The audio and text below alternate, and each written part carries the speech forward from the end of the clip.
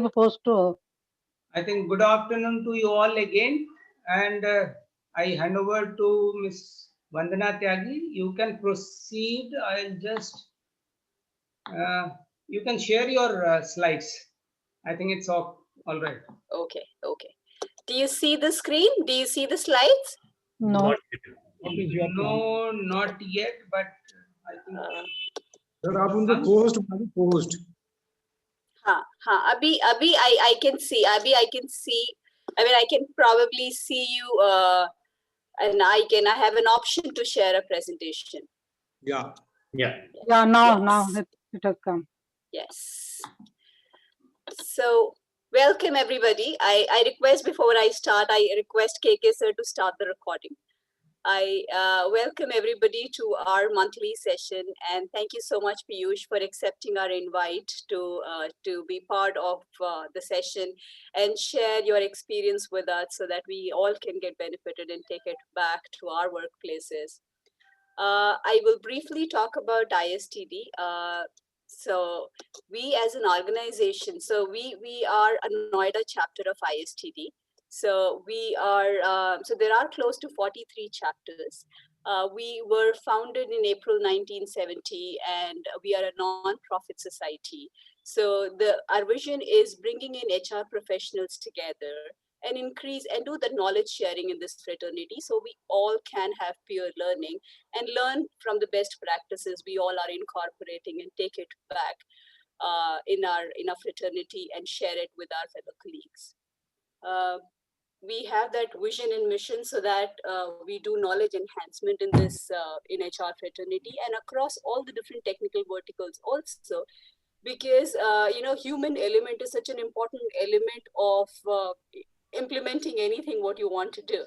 So it's extremely important, even in our leadership, even in our HR fraternity, that we are able to work with people successfully.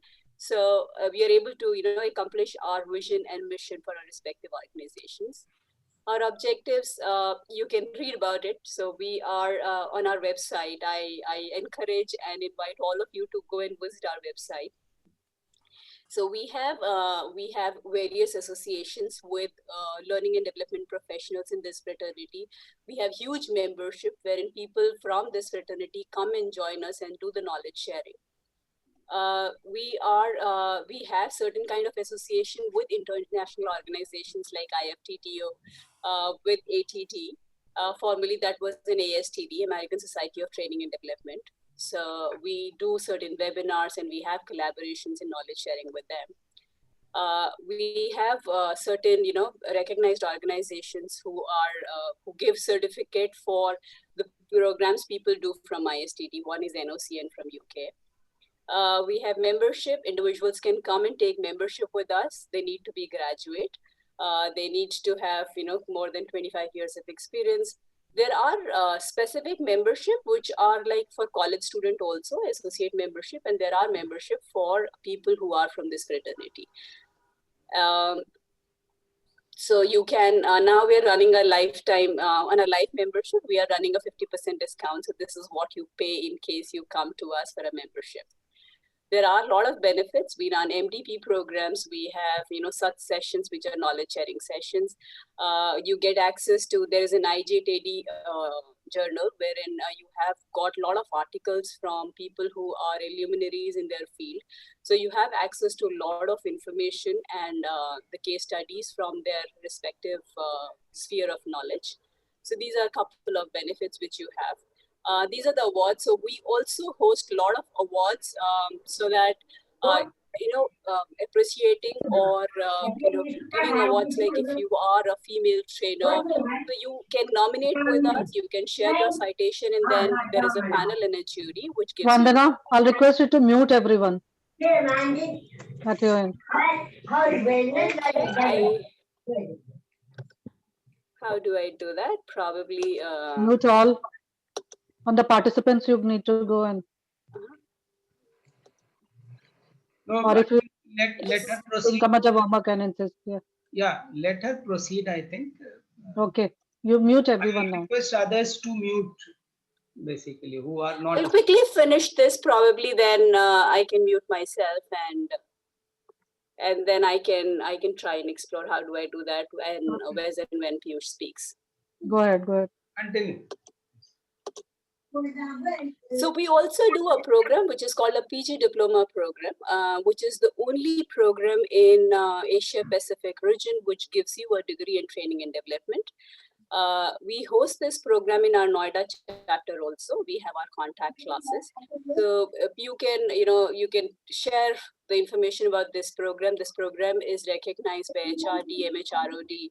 So this is a very good program because it's such a comprehensive curriculum which let people know the entire framework and methodology in training and development. Because even if you go for an MBA, that specialization does not give you the detailed knowledge about the entire vertical in terms of what is a training, how do you learn, how the perception happen, how does the decision making happen, what are the different methodologies for to do a training. So this program is relevant for you whether you're part of training and development or whether you're part of any other vertical also, because it gives you a comprehensive format of making people learn anything, and at the same time engaging them and ensuring that they're learning. So there are different level of assessments as well in the curriculum which help you understand that how can you bring in the holistic learning. It's a part-time program which is 18 months. You have an internship which is a project for last 6 months, which could be any of the project which you do in your organization. All this about ISTD. With this, I will stop the share. That's all I wanted to share. So this is a brief introduction about ISTD, what we had been doing, and how are we bringing in value to the fraternity. And we are part of Noida chapter. Seema Sinha ji is the chairman of the chapter. So we have ordinary committee. Mr. K.K. Verma is a secretary for the chapter. K.K. Prasad ji is the treasurer. He helps us manage the funds, and so that and bring in sponsorships and or bring in all the money so we get it running. And we have a lot of members who are actually in training and development vertical or any other vertical in their respective organization. We have a lot of PSU members as well. So this is all about ISTD. Now I will come to what we have gathered for, which is about talking about technology, agility, resilience, collaboration, and what are the things we can learn from people or industry leaders, so that we can apply all those learnings and translate these concepts into working action plans. So with that, I would love to welcome Piyush. And so I'll give a brief introduction about Piyush. So Piyush heads, is my screen off? The presentation is off now? It is off. Okay. Yes, it is off. Okay. Go ahead. So Piyush has Request. close to 19 years of experience in IT, business, service, and delivery operations in HCL. He leads the hybrid cloud business unit at HCL Technologies, and he's been associated with complete customer engagement lifecycle from solution design to execution. He's been instrumental in building strong go-to-market with some of the key global customers in HCL. He has done his post-graduation in telecom and IT management. He's an avid technology enthusiast, and he's also associated with Vidya and Child. That's an NGO that works to bridge the gap for the children who have little access to education. That's very brief about Piyush. I would love to hear more from Piyush though. And before we start the session, the way session will go, I will pose couple of questions to Piyush, and he can share his experience and probably practical examples from his own work experience in terms of how can we implement those learnings and how can we use them in our work areas. Welcome, Piyush. Thank you, Vandana, and thank you entire team for having me as part of this session. Really excited, looking forward to this session and also associated engagement going forward. I was not aware of such wonderful work being done. I am sure I have a lot of ideas in terms of how we will be able to take it forward, as this is only the starting point. Thank you, Vandana. Thank you, Piyush. Thank you. Thank KK Vermaji, if I can ask you to start the recording, it seems we have a consent from Piyush to start the recording. So if you could start the recording before we start the interaction. Yeah, I think Already. it's already on. Yeah, it's already on. Vandana. Okay. Go ahead. Okay, perfect.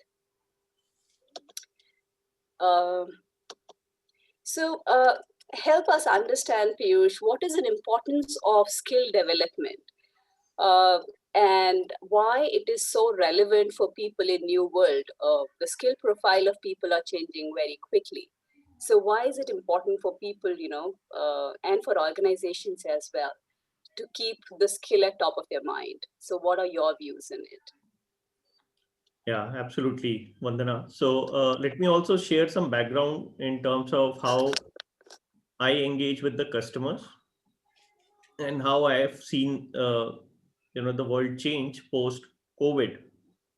Right. So in my current role, I am working closely with our customers globally in terms of defining their digital journey.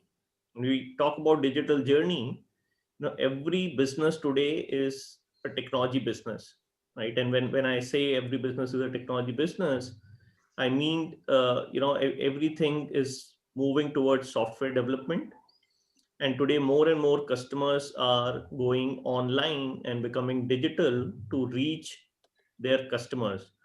So this is not a new trend, it has been prevalent in the industry, but post COVID this digital acceleration has accelerated because of course very few of us have been visiting, say, banks or say retail stores to buy anything or to do any transactions, and therefore a lot more companies have realized the benefits of going digital.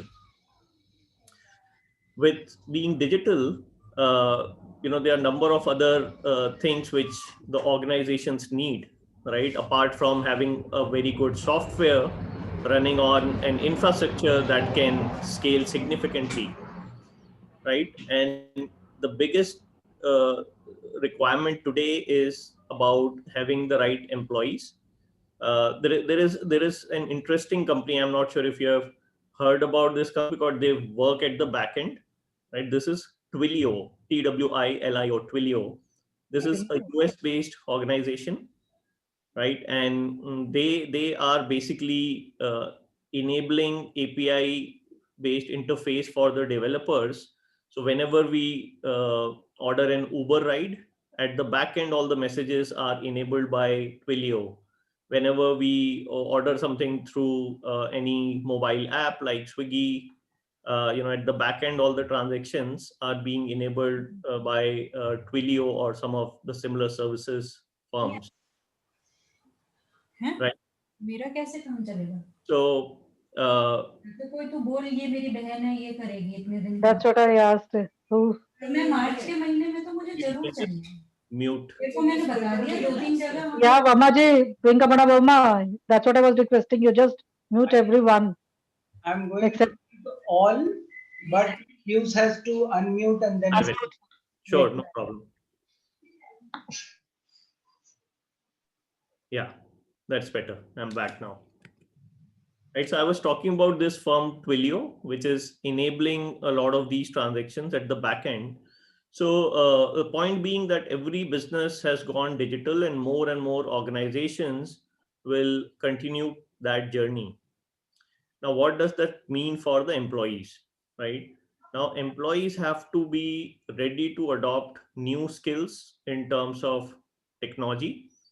They should be able to contribute a lot more than they were contributing in the past when everything becomes digital, right? So there is a lot of reskilling, retraining required for employees, say in a banking environment today, right? Very few people in the metros at least are visiting a physical branch, right? So it's all going online, right? And that trend will also percolate down to B class, C class towns very soon, right? And COVID is going to accelerate that trend. So now the banking employee has to reskill herself in terms of engaging with these customers on an online platform and not only meeting them in person, right? Similarly, a retailer, right? A lot of purchase is happening online and not through physical stores. So the employees have to align themselves with the new changing trends, and there is a huge need for specialized jobs in areas which are new technology areas like big data, IoT, edge computing, cloud computing. On the technology side, customer service support, right? While there is a lot of automation coming in with chatbots, but you still need people, who are going to support the increasing number of people who are coming online and purchasing these services, right? So how do you manage those? How do you sell insurance policies or insurance services to customers who are not able to now come in physically into your branch, right? So that is how the skill set is changing. I think the second thing is faster work. I think what probably all of us will agree is that most of us are spending so much more time online post COVID than we used to spend pre COVID, right? And also our expectation in terms of work getting done. Earlier, for example, if I have to make some transaction in a small town, I would prepare to go to the branch and ensure that I have planned for it, and at least 2 to 3 days to execute that banking transaction.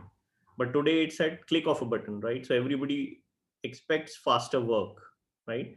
And therefore it also requires greater technical expertise from the employees who are enabling this faster work and who are also delivering these specialized jobs. So that is how I see the market changing, the needs changing, and therefore the requirement for reskilling changing and becoming very prominent. Vandana. Thank you for that. That was very insightful, Piyush. And that sets the context in terms of urgency on both the sides, on the employee side and on the employer side, to ensure that they are hiring the relevant people. So it is the landscape has changed for everybody. Even for employers, it's extremely important to identify the right kind of talent, and accordingly also update or upgrade their existing people so that they are able to keep them relevant. So can you suggest what are the kind of recruitment optimization which organizations can bring in, which let them identify the right talent, and at the same time enable better experience? We are all part of digital world.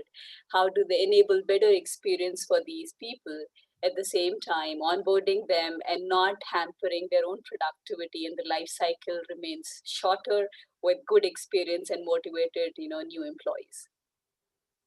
Yeah, again, a very pertinent question. In fact, something which I have been going through personally at my organization since last 6 to 8 months.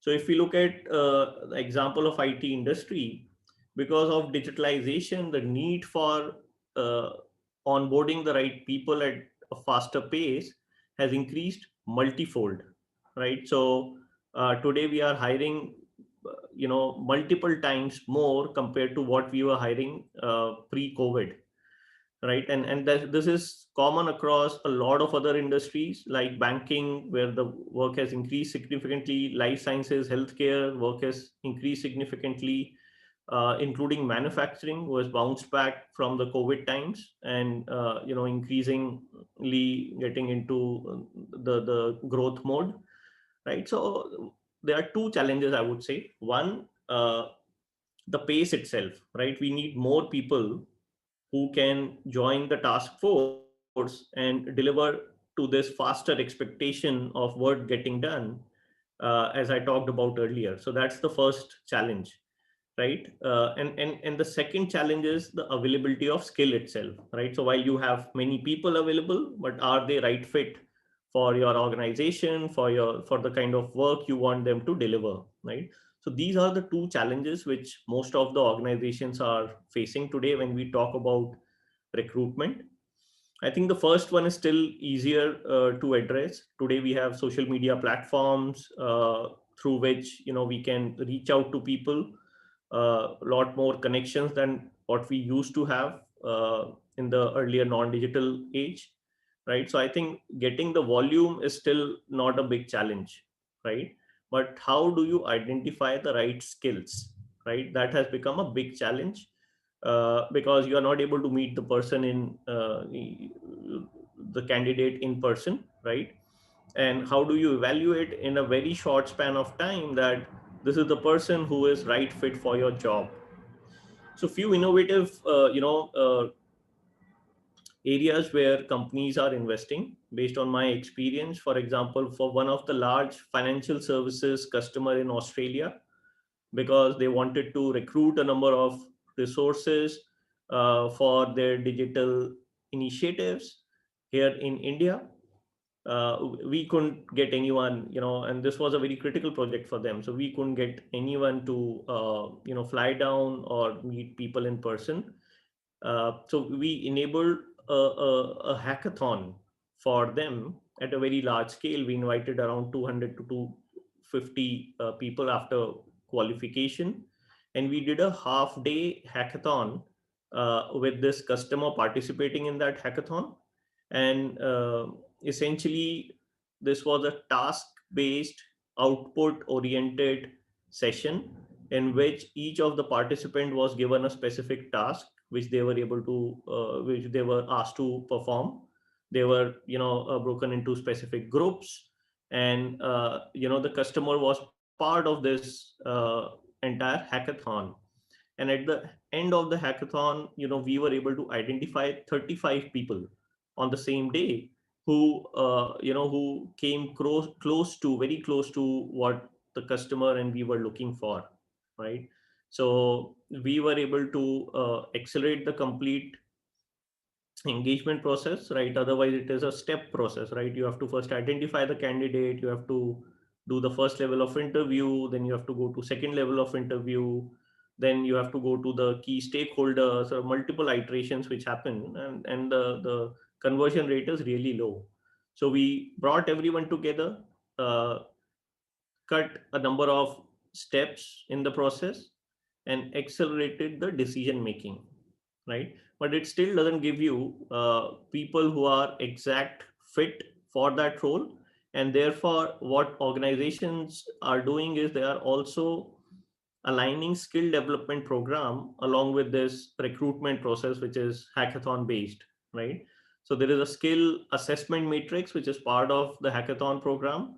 Along with the interview process, you are also able to assess the gap areas for these employees, and immediately you are able to initiate a skill development program for these employees so that they are ready for deployment within weeks, right? So this is how the complete recruitment programs are being accelerated.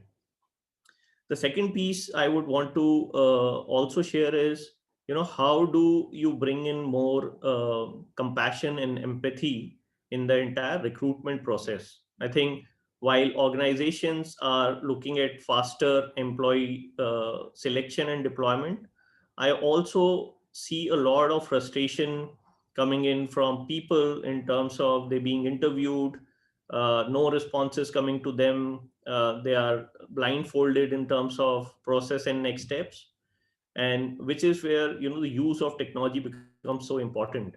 For example, one of my customers, when we were talking to them, they shared with us how Uber or say Ola has improved our commutation experience completely. Today, if we order a cab, we know where the cab driver is. We know how much time the cab driver is going to take to reach our place. We also know how much time we are going to take to reach the destination, right? Now imagine, same level of experience if we can deliver to a candidate who has applied for the job, right? Where is his application pending, at what point in time? Maybe not naming people, but at least giving some visibility in terms of process and expected timeline for closure, right? That will significantly improve the experience of people who are looking for jobs, looking for job change, and also reduce a lot of dissatisfaction which is there in the entire recruitment process today. So those are the 2 points I think which I believe are going to be extremely critical in the new world.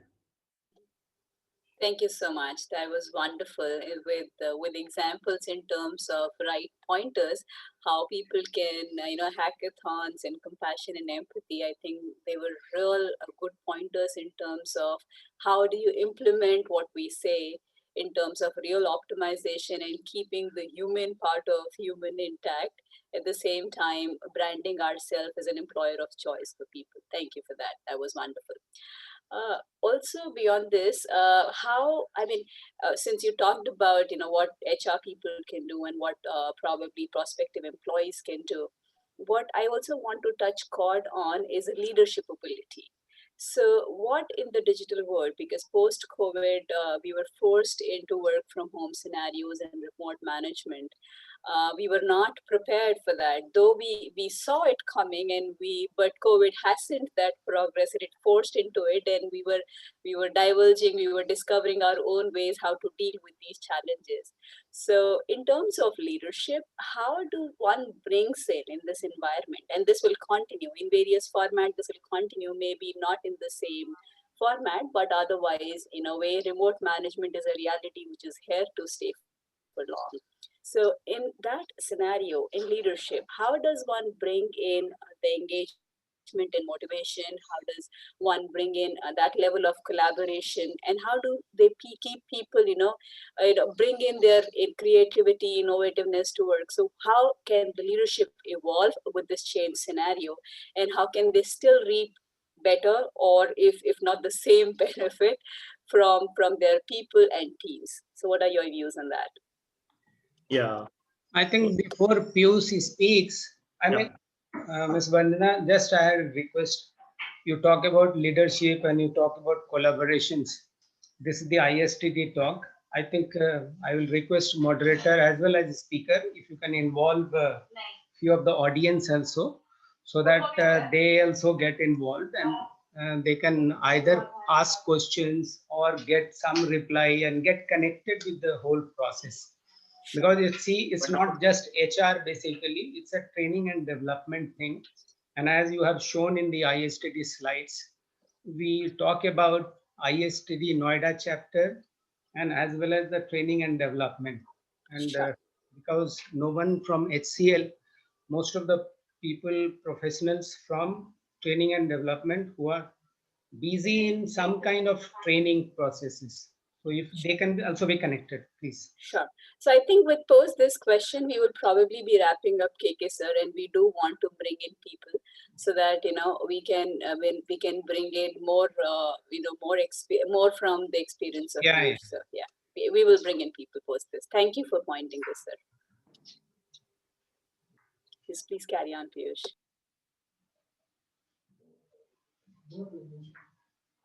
In the meantime, I would request everyone to write their questions in the chat window. So then we can probably, carry on this forum in terms of knowledge sharing from our peer group. At the same time, if we could get more from his experience and ask the relevant questions. Request everyone to write in the chat window also. Yeah, correct. Sure. They can write in chat box. I think that is also a good idea. Yes. So that they do not lose their questions while we are talking. So please keep writing it. Yes, please. Yes, Piyush. Sure. Yeah, Vandana. So look, on leadership, I think most of the, I remember words of our earlier CEO, Vineet Nair, HCL, right? He brought in this concept of employee first, right? And it was so pertinent, and it is still pertinent and becoming even more prominent in the COVID world, post-COVID world, that, your employees are your assets. And how do you make sure you empower your employees? And in the post-COVID world, what has happened is that a lot of people working in the organizations are not able to come to the office. They are not able to engage with the organization. And in the post-COVID world, I think there are three key things which the organizations need to focus on. One, of course, is empathy and compassion, which we talked about, right? People are going through a lot during these times, right? The people who have gone through, the COVID challenge, they have, families who have been impacted. They are under financial stress, and also a lot of mental stress, right? And therefore, it's important that we understand those things, and in our communication, address those things first and foremost, right? And then second thing is engage. How do you make sure that you are engaging with your employees, right? How do you make sure that you understand what are their requirements, give them what is the vision, and make them part of the entire process, right? So today, if we talk about technology innovation, right, a lot of employees today understand they have to reskill, but they are doing a lot of courses which may not be even aligned with your company strategy, right? So there are so many free courses available, but unless and until you engage with the employees, give them the vision, it will be difficult for the employees to identify the right areas for reskilling themselves. So it is very important that we continue to engage. And third is empower, right? So once you have engaged with the employees, you have given them the vision, how do you empower them to get right skilled, right? I have seen a rat race for certifications, right? Everyone today is going after cloud certifications, AWS, Azure, Google. People are investing lakhs of money in courses like IoT or big data or automation, AI, ML, right? But nobody is looking at what is the practical application of these courses because of this disconnect between vision and execution, right? And that is the responsibility of the employer and the leaders to ensure they are able to guide the employees in terms of what you should be doing.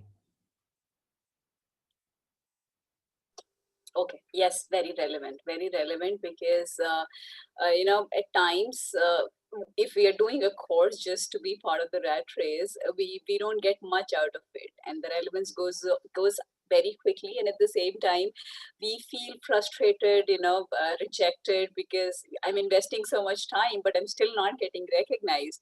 So connecting all those dots are very important. We have a question. So one more question. Yes, from Subhash Ji. Is there any concept of compassion leadership post-COVID? Yeah, I think that's a very pertinent one. I have not seen that being adopted or even being talked about in India. But specifically, if you look at some of the markets like North America, where I am working with a lot of customers. And if you look at US, they were severely impacted post-COVID. And also, if you see their social system is very different from ours, where we have a culture of joint families, a very strong social support system.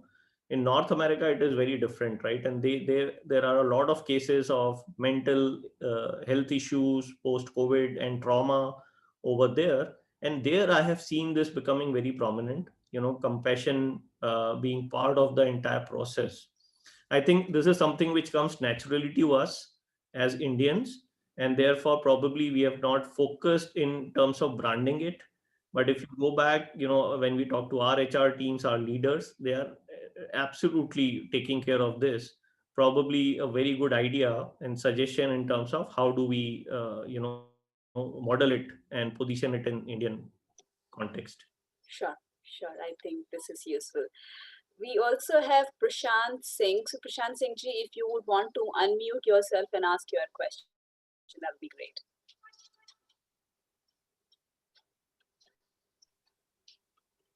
Hello, good afternoon, everyone. Can you hear me, please? Yes, Prashant. Yes. Hi, Piyush. Thank you for such a wonderful insight in the current trends. I have two questions actually. One is, do you, since you're dealing at the global level with customers, probably from all across the planet, do you see a trend of increasing in the technological divide? Because technology does come at a cost. It is not free, especially the relevant technologies. So that is one. And given the nature of demographics that we have almost, I will say, 50-50 people who have access to such technologies, maybe, and it is quite evident, at least that I feel, is the education sector is going to take a beating in this. I don't know what's actually going to happen. That is one. So do you see a trend, is going to increase the technological divide or digital divide. That one. Second is you are working with an NGO. So can you just give us an example of how you are addressing this issue? Are you providing some training and skilling in technological domains? Yeah, absolutely. Very pertinent questions. And, I will take all the three. First is the technology divide, right? So you are right. I mean, I earlier talked about the pace at which things are changing. And I think that's the issue, right? We have very little time as a society to, align to this change. And that's the Darwin theory, right? The survival of the fittest, which is coming into picture today, right? And if you have, there are a lot of job losses. There is a lot of discussion happening in terms of automation taking away, a number of jobs, right? And the only way in the future you will be able to protect your job and be relevant is by reskilling yourself. And therefore the digital divide is going to only increase unless and until, as a society we take some specific measures. And Prashantji, very relevant and pertinent question. So I agree with you, the technical divide is only broadening because of new technologies being adopted at a fast pace, right? Some of the courses I talked about are so expensive, right? You can't expect some of the regular people to go for those courses. So what happens now? Nature of Indian demographics, again, very pertinent, right? While there is a Skill India program going Absolutely. on, right, our government is focusing heavily on that, but I still see a huge gap in terms of what is expected and what is being delivered. I think as a society, we have not done enough to enable that program. I think we were not even ready for the post-COVID world, right? So a lot of initiatives being taken, but probably organizations like yourself, some of the corporates like us have to be part of this journey to bridge this divide. And third question was around, my experience with Vidya and Child, and how I have been, working with the kids. So Vidya and Child has number of, branches in Noida, and I have been associated them for a number of years. And I really thoroughly enjoy working with these kids, uh, giving and sharing. I used to spend a lot more time than I am able to spend today, right? But I do interface with these kids, give them direction in terms of career counseling. And there are multiple people who come from the corporate world and share this experience. And we are so happy to see a lot of these kids getting into the corporate world in the leadership role. And even more happy to see a lot of these kids coming back and contributing towards society. But the biggest challenge I saw in them was that they don't get access to what some of the privileged kids get. And how do we ensure that while these kids are intelligent and passionate, we give them the right to education, and also ensure that we are able to give them the right career counseling, because even after getting the right education, most of them struggle. Thank you, Piyush. Thank you for such a wonderful response. I would just like to add that probably here we have ISTD has an opportunity of rethinking about its training delivery. We can probably just take it up with the national office for uh, some programs where we can increase the involvement of people at the, I will say, BOP level. I hope everyone understands BOP, that is the bottom of pyramid, and provide them the technological skills. Right. That will be wonderful. Mhm. In fact, at HCL, we started this program of recruiting and hiring, 12th grade pass outs and getting them into, jobs so that they can support their families while also continue with their higher education. And, if we can, jointly look at how we can train more of these people, ensure that they are able to earn livelihood, and extend their education beyond schooling to graduation to post graduation. That is something will be a wonderful thing to contribute towards society. Absolutely. Thank you. Thank you, Piyush. Do we have a question from anyone else? These are the two questions I had on the chat window. So, Yes. My question. yes, KK sir. I've written in Okay. chat box.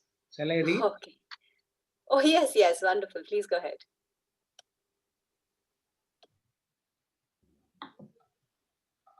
Sorry. Thank you, Vandana ji, for giving me chance to speak. I think I asked a simple question. Piyush, you have talked about digital journey. For the first time, we have seen since last 1 year, even in the sitting in the house, how our Prime Minister doing Facebook, Twitter, Instagram on day-to-day basis, along with all other ministers. How do you think government contributions in bridging the digital divide in India are helping? And what are the government efforts and direction? If you could, because in HCL you are a very high post, if you can tell some details. Thank you. Thank you, sir. I think from the India market point of view, I have limited knowledge. I'm sure, there are more learned people in this forum who will be able to contribute. But I will just share, what my, exposure is and how do I see. But would definitely love to hear from each one of you in terms of, how you see this happening. And I think one of the first things this financial year, the budget which was released by Mrs. Nirmala Sitaraman. This was a completely digital budget, right? There was no hard copy. It was done through an Indian manufactured tablet, right? So I think the government has done a lot of good positioning, and I'm glad that at least we are today as a society talking about this. There are so many other countries where they are not even aware of this change, right? So I think we have taken the first step at least in terms of us being aware of what needs to be done, right? And that coming from our prime minister gives a very strong message to each generation, not only the young kids but even senior citizens who are an important part of this entire value chain, where they are accessing their accounts online, doing purchase online, right? So this digital India initiative, I think, I don't have the right data points to suggest whether it is success or it is still to be achieved.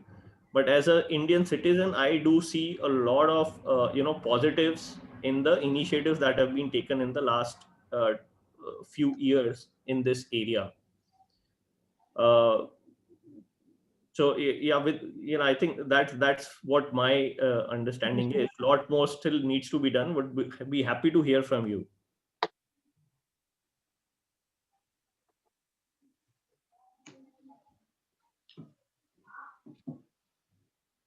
Anyone would like to contribute to this discussion? Very good question raised by KK Verma. Yes, I would like to just add Prashant again. Sure. The day before yesterday, on 26th and 25th and 26th, yesterday and day before, there was a Wiki higher learning webinar, and it was a fantastic event. We had educationists from all top IITs participating in that. So one of the professors from IIT Delhi brought out that there is a window for foreign teachers coming and delivering classes in India through the online mode. Especially, he was talking about computer science, because in computer science, almost 90% of the content can be delivered online. So that way the value of the education and the pace at which it is going can be raised straight away. So he had suggested this aspect. Then there were 2-3 more points, and so that is one aspect probably I'm sure the government could consider. I don't know what is the thought process right now. The new education policy was also discussed there, but it was quite interesting. This point was very interesting because he gave an example of IPL. There were times 30-40 years back when people never were used to come and play in India because of almost 6 months when the weather was not okay. And now people come and people from the same countries come and play in India during IPL, which is generally between March, April, May. So that is the difference that has happened because of money. So if probably if we pay the right price, then people will come in. But again, cost is a major factor in India. So probably that is one aspect that needs to be covered, thought about always. Yeah, that's it. Yeah, very well said. Yes, Prashant, relevant. And I think because when I see and read NEP, which is New Education Policy, there are a lot of pointers which are very relevant because now we are trying to solve the problem at grassroots because these are the people who would be part of or the global citizens of tomorrow. So if we are able to impact the education system as we have it currently, it'll have huge difference in the mindsets of people and the way people learn, and eventually the skill set and bridging the gap with Skill India initiative and the way people learn. I think they'll be highly relevant workforce for tomorrow's organizations. True. On the same lines, in fact, I would like to take something again from Piyush, because since we are getting into the online delivery mode, do you see at the personal level, one-to-one individual level, the level of engagement, change in level of engagement, how is it going to the soft skill aspect of training and development, of human development primarily? Again, a very pertinent point, and I think I missed out highlighting this, that even in the IT industry, when we are talking about, there is a shift happening from an I-shaped skill to a T-shaped to an E-shaped skill.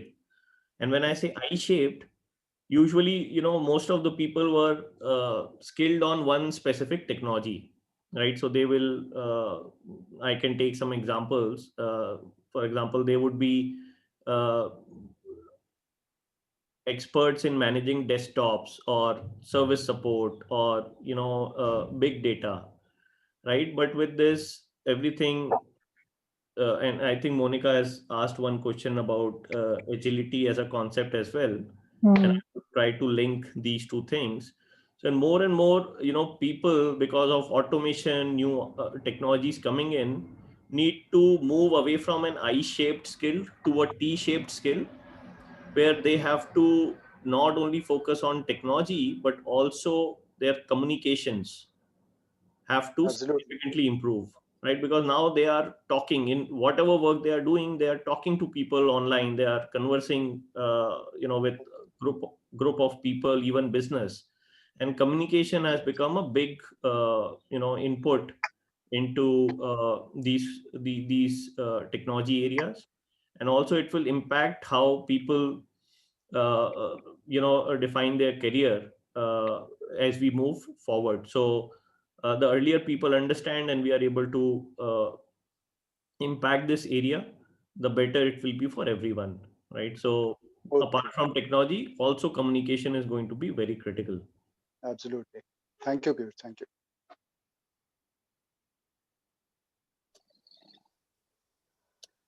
Do we have any other question? Hi, Vandana. This is Monica here. Yes, please. Can I please elaborate on the question that I had in my mind? Sure. Yes, please. Hi, Piyush. Thank you for taking up my question. Basically, I wanted to say that to me, agility sounds to be a very important aspect as we move from a traditional management style to the new age management style. It is very important. There are teams which are implementing agility. There are people who are seeking training programs on agility, but when we have to explain agility in plain simple words to anybody, so that the focus moves in there to whosoever it has still not been of importance, how should we explain it? So that's my question, Piyush. Yeah, yeah.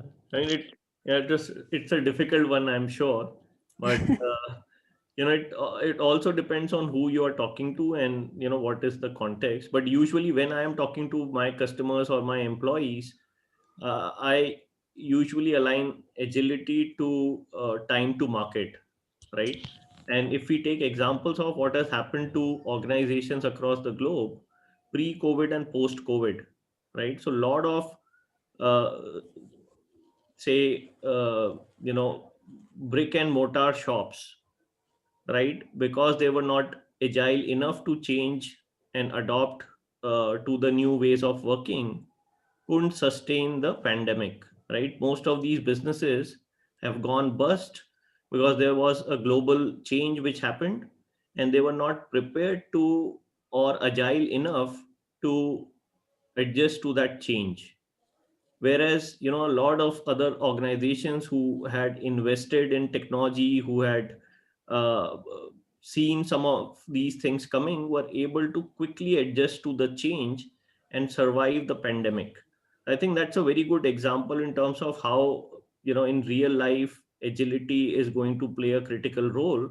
And then this example is applicable for each one of us in our sphere of our domain, right? How do we learn from this, and how do we prepare in our domain and see where the need for agility coming in? Yeah. Very well said, Piyush. Thank you so much. Thank you. Yeah.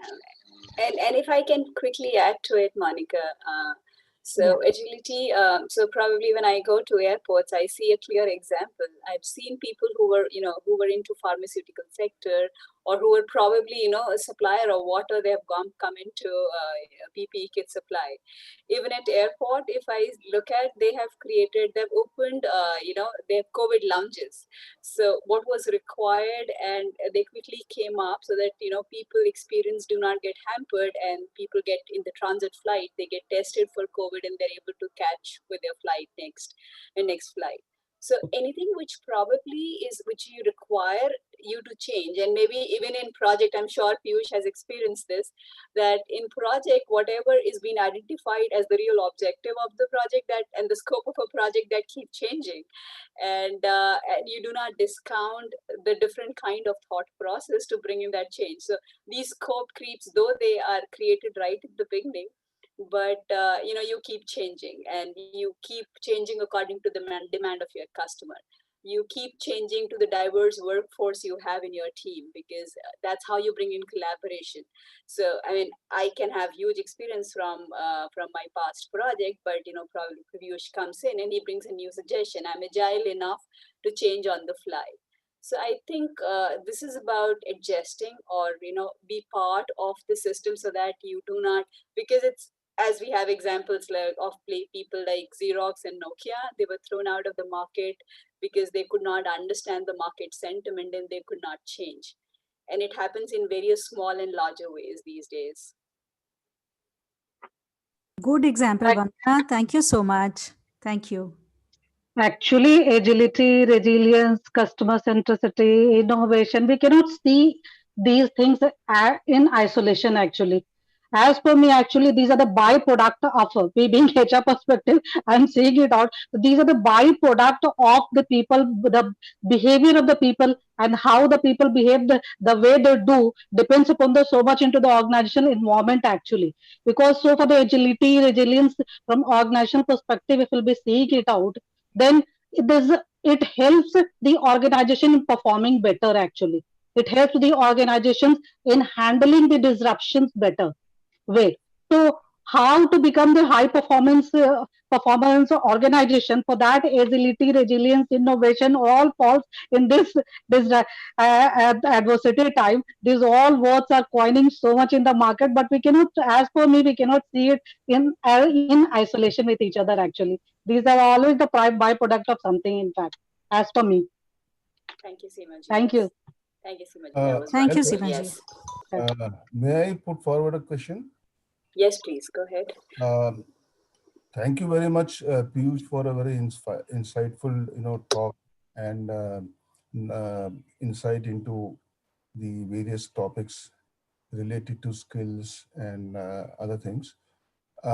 My question is slightly, I have not been able to construct it properly, but probably as we interact, we may be able to, jointly construct the question, and this is something which I think is not happening and may require more establishment of facts and then coming to it. You mentioned that your organization is picking up students from undergraduate level and putting into various positions, and then developing them in the job profile, and also through their further education enhancement. I just want to know what is the correlation between education and skills. You see, till recently in India and all over, the high benchmark of education, like graduate degrees, postgraduate degrees, they were the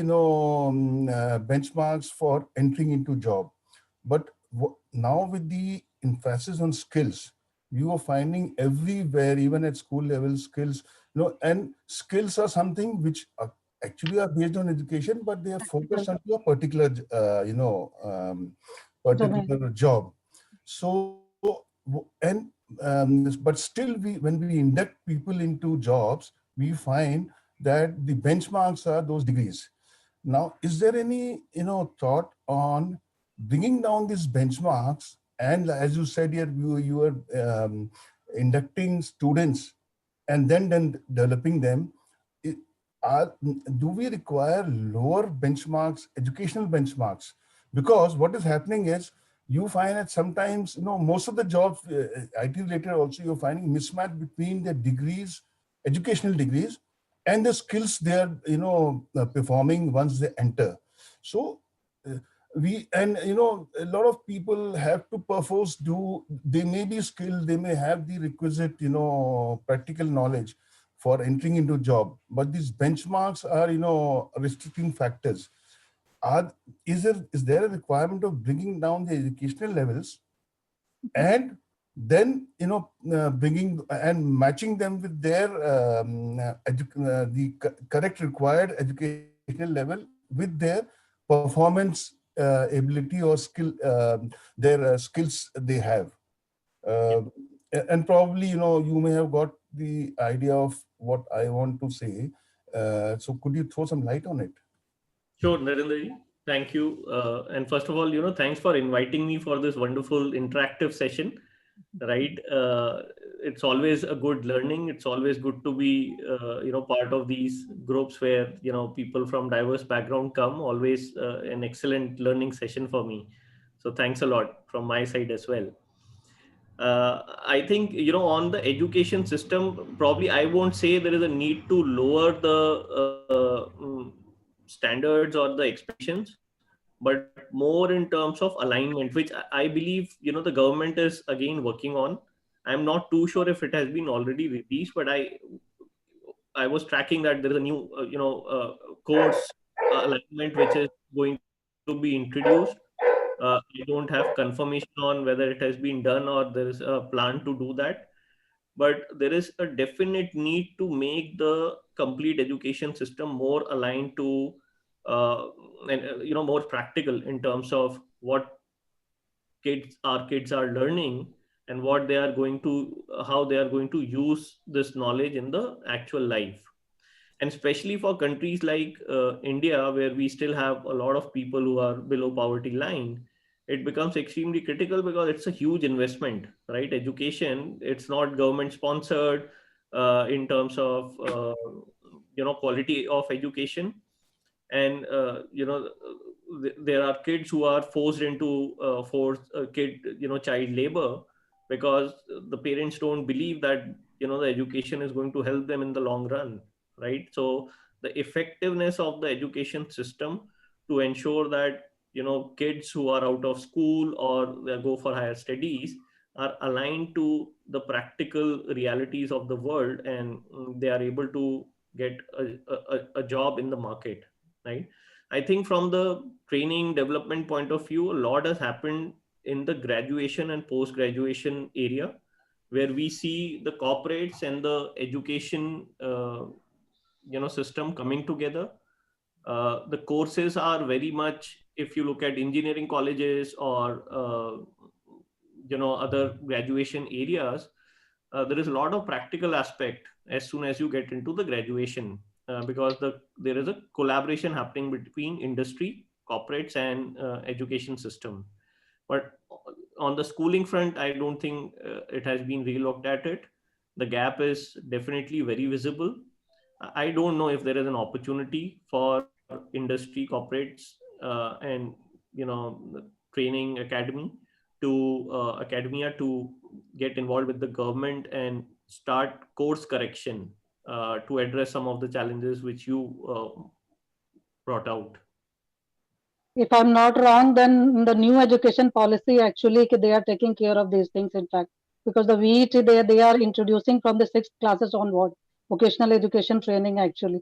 I think these things will be taken care by the government into the new education policy, which is going to be implemented in. It was actually going to be implemented into 2022, but because of this pandemic, I think maybe 2023 it will be implemented. So this gap will be filled at that time only, I believe 2023 onwards. This gap of the practical and the theory. Yeah, absolutely. I was not sure about the year. Yeah, so that's we're talking about. So that's for us to explore with along with government. Yeah, Vandana, you go ahead with your set of questions actually. Yeah. So before I let you go, Piyush, I do want to have, I want to get maximum out of your experience. So probably, quick one question, and I let you wrap up, and we talk about our learnings in the session.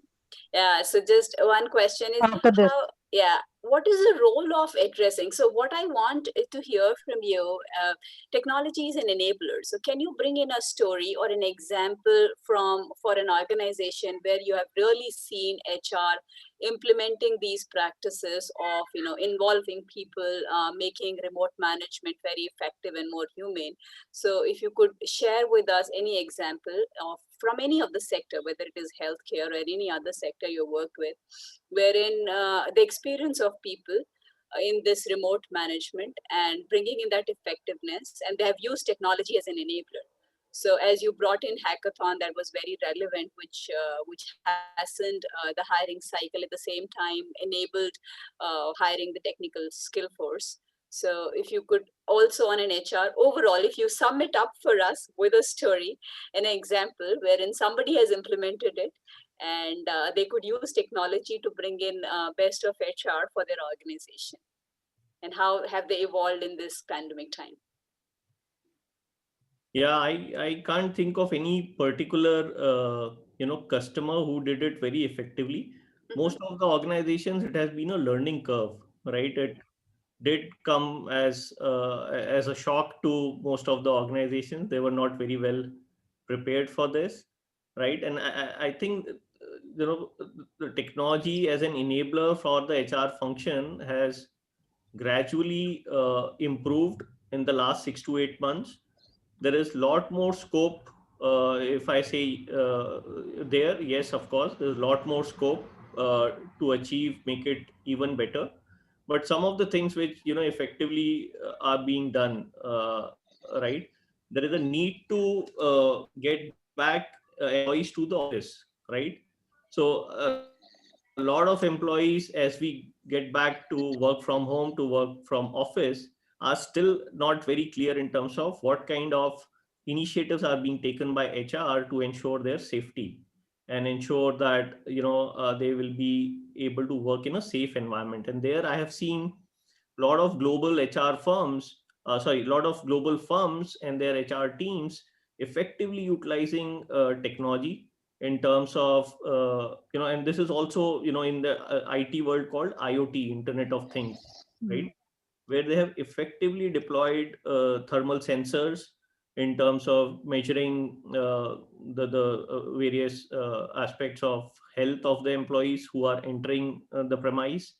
uh, they are also implementing touchless entry into the offices, right? In terms of how do you avoid any contact with any other person, right? They are also enabling a lot of remote training and development, courses and content for the employees, because getting into a conference room, running in-person training sessions is going to be a big challenge. So this complete cycle in terms of employee experience, from getting back from work from home to work from office, being comfortable in that environment and still delivering to the full potential, I think HR is going to play a very critical role in this entire cycle, and technology is going to be a big enabler, as I talked about some of the examples. Yeah. Also, so one more quick three things, the way person can make their remote meeting effective. Maybe you can talk, you can share from your own experience. How have you dealt with it? So three things which we probably can learn from you to be more effective in our remote meetings. Yeah, absolutely.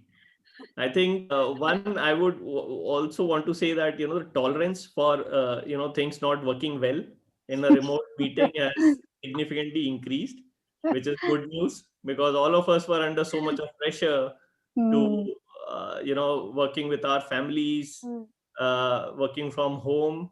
At times it was mental stress to get into any video conference call, right? So I am glad that across the world, the tolerance level of people just walking in while you are having a video conference, background noise, all those things are very much, people are able to adjust to it, and that's a great news, right? That's positive for work from home. Of course, in terms of planning, right, we most of us would be doing that, I'm sure, but I do ensure that I am well prepared for these meetings. I have identified my location from where I am going to take the meeting. I am prepared to, irrespective of whether it's a video call or not, I am always prepared to get onto a video, right? So whenever there is a meeting where multiple people are there, I make sure that if I have to turn on the video, I am able to do so, right? And also from the technology point of view, there are virtual backgrounds, right? So a lot of our employees, right, who don't want to share uh, their house, their background, are able to effectively utilize virtual backgrounds as part of Zoom or Teams calls, and that gives them a lot of privacy, and they are very comfortable in terms of taking these calls and Very right. able to connect with others. Very right. I think That's wonderful. just a minute. Yeah. I think Vinod Kumar Dondial. Are you listening us? Dondial साहब, आप unmute कर लीजिए. He has muted himself. I know. And he wants to. Yes, Yes. I am listening, sir. आप बोलिए थोड़ा. I am listening. Okay. He's comfortable listening. I think Piyush is so much patient with us. We all are curious people. Piyush, you'll have to bear with I'm us. really enjoying this session. As Dr. K.K. Verma said, it shouldn't be one way. I'm glad it's not one way. Yeah. We are testing your patience, As you anyway said that your tolerance level have gone much higher. Exactly. How much pandemic has made you patient? That's what we were testing. We were testing you. KK That's Prasad, so you want good. to say something? Or you want to just listen? KK Prasad, are you sleeping? Because No, I am listening. all are the good listeners. I had one request before, I think, Ms. Vandana. One personal question from my side. Actually, I'm very interested to hear to Piyush from on this point. So what is the scope of IoT? My son is specializing in IoT actually. So what is the future of the IoT, Piyush? I really want to know. Huge. That's the right area he has invested in. I think Okay. future is all about IoT. And post pandemic, I was just talking to Gartner, one of the analyst firms, and I was sharing with them the data that pre-COVID, we rarely used to get large opportunities on the IoT side. People were not investing a lot, right? But post-COVID, everyone, be it manufacturing customers, be it, for example, we recently did a project for City Police of Mexico, where we are deploying 150,000 video surveillance cameras. Shipping Okay. ports, airports, everything is going to get IoTized. In next 5 years, this market is going to just boom. Okay, so I should be tension free then, you are saying. Okay, thank you so much. And last question from Pius. I would like to know, are you a life member of ISTD? No, must not be. No. He is not at all the member.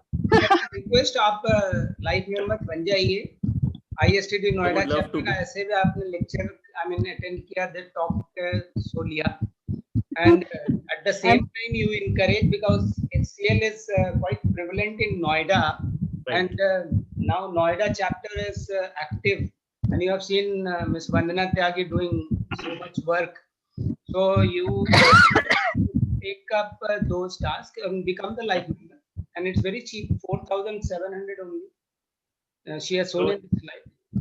So Absolutely. And really, do digital session for our college students. And really guide us, Mr. Piyush, actually, कि the NGO part you were discussing it. I'm personally from the behalf of the ISTD Noida chapter, because Prashant ji was pushing कि how to take up it to the national office. But from the chapter level, you just should guide it कि how we can contribute to this NGO which are falling in our jurisdictions. Actually, the Noida, Greater Noida, and the Ghaziabad, whatever area was is vicinity. In fact, you just guide us. So with whichever NGO you are associated with, how the ISTD Noida chapter can contribute to it.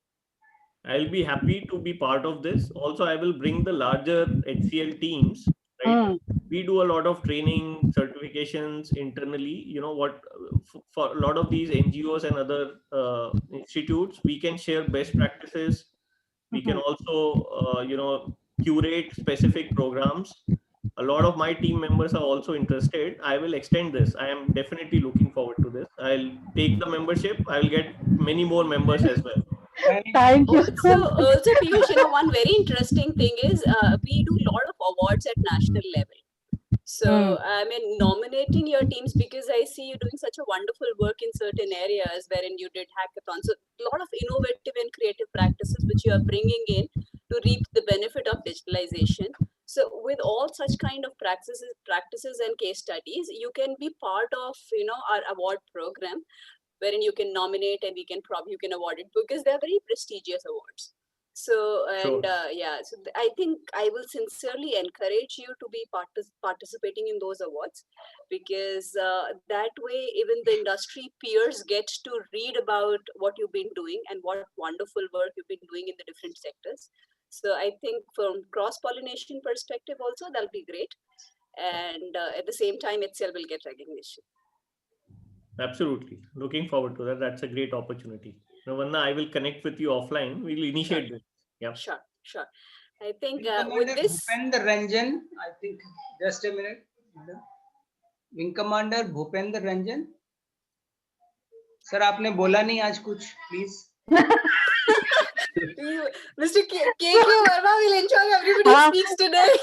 And he will not allow anyone to sleep, He is doing the great job.